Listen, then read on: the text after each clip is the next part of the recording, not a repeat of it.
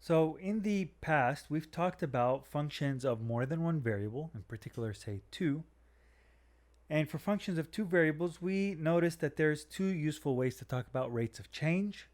One is along the x-axis, which was embodied by the um, partial derivative with respect to x, and also the changes along the y-axis, which were given by the partial derivative with respect to y. But what if you want the rate of change of a function along an arbitrary direction, so not along the x and not along the y? Well, here we have the directional derivative, which is formally defined by this limit. So crucially here, you start out with a unit vector, okay, that's crucial, this unit vector u hat, and now the directional derivative of f at the point AB in the direction of u hat. So along the direction of u hat, how does this function change? What's the rate of change along the direction of u hat? It's given by this limit. And now notice both x and y are varying as we take the limit. So to get a better understanding of this limit and how it works, consider the function with a graph that you see here. We could vary the point in which we want to take the derivative. Okay, say we want to take the derivative at that point AB, but which derivative? A derivative at a particular direction, and that's given by the green arrow there. The green arrow is a unit vector. That's important. And say we want to find the rate of change of the function along the direction given there. Okay, so we have the line that we would move along in that direction, and we have the plane that intersects the graph along that line. Okay, so that plane is coming above that. So that plane contains the line that moves in the direction of the vector in which we want to compute the changes along.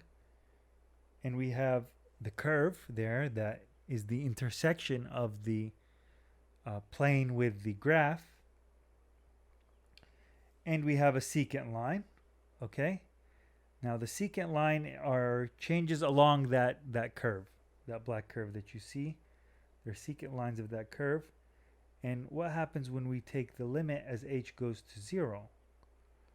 Well, as h goes to 0, we should get a tangent line in blue there, and that is the tangent line.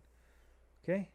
So right there is the directional derivative. That the slope of that tangent line, that blue line, is the value of the directional derivative.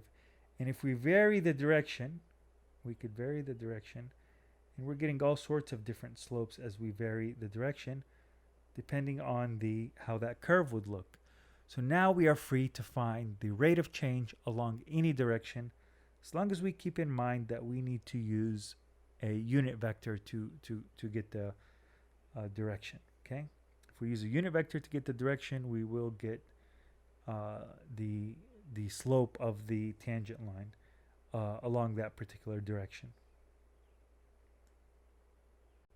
So we can use the directional derivatives definition, but there's a nicer way to compute the directional derivative using this theorem, where to get the directional derivative, all you have to do is compute this guy, which we will call the gradient later on, and dot it with the unit vector that that gives you the direction in which you want to compute rates of change. Okay, so if you want to compute the directional derivative, you don't have to use this limit definition. You can just take partial derivatives with respect to x and y and get this vector here at the particular point AB, and then dot it with the unit vector. Now here's a sketch of the proof for you. So take the path that starts at AB and runs along the direction of the unit vector given. So this path runs along the direction of the unit vector, and it starts at the point AB. This is just an equation of a line, and we could plug that line, that path, into our original function, which we're computing directional derivatives. Okay, once we plug it, we could define this new function g of t, which is basically the function f with the path plugged into it. Now let's take the derivative with respect to t of g. And how do we do that? Well, we got to use the chain rule, right? So we got to use the chain rule. This is a path plugged into f. Using the chain rule, we end up with this term here. Just straightforward application of the chain rule. But dx dt is u1, dy dt is u2, and r at t equals 0. So if we want to evaluate this derivative at t equals 0, well, r is going to be the point AB. And so the directional derivative of f at the point AB in the direction of u hat is given by this guy here. Okay. So all you need is this formula above to compute the directional derivative. Now this vector that you see here, this vector here, and it's also showing up over here, we give that a special name. We call it the gradient. Okay. And what is the gradient of f at some arbitrary point xy? Well, it is the vector which with an x component of the partial derivative of f with respect to x at the point xy. And similarly for the variable y, we could write it this way, or we could write it in terms of the notation of I hat and j hat. But this is the definition of the gradient. So with that definition of the gradient, how could we write the directional derivative? We could write the directional derivative as being equal to, so the directional derivative of f at the point xy in the direction of u hat is equal to the gradient of f at the point xy dot u hat. So just a quick note here that we could actually use the directional derivative. The directional derivative is more general than the partial derivatives in the sense that we could get the partial derivative, say, with respect to x by using a unit vector I hat. And you'll recall that I hat is the unit vector that points in the plus x direction. J hat is the unit vector that points in the plus y direction. And so the directional derivative is more general. And that's also important why we need unit vectors. For those two definitions to match up, we should use unit vectors. That's a way of giving us the slopes of the tangent lines. Okay, that using these unit vectors allows us to get the slopes along the tangent lines in a consistent way along all directions. Basically, the directional derivative is more general. If you want the partial derivative with respect to x, use the unit vector along x, okay, this I hat, and likewise for y. But never forget, we do need these unit vectors to have consistent standard of slopes and changes along all directions.